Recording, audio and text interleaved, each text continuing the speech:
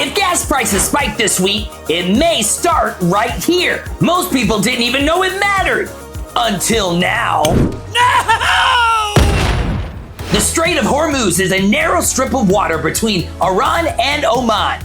It's a big deal. 1 out of every 5 barrels of oil in the world moves through it. And now, there's a kink in the hose. If ships can't get through, less oil gets delivered. When supply tightens and demand stays the same, prices go up. Sound familiar?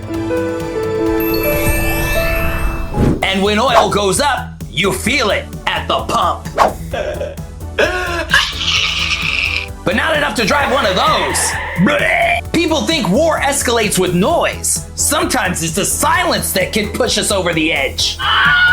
As the pressure rises here, the oil markets react. Prices climb before anything even shuts down, and countries that need the oil are on the edge of their seats. This is one way things can get even more out of control. So when you hear Strait of Hormuz on the news, it's not a fancy cologne. It's the world's oil choke point, a narrow strip of water with very big consequences. And that's the word. I'm done.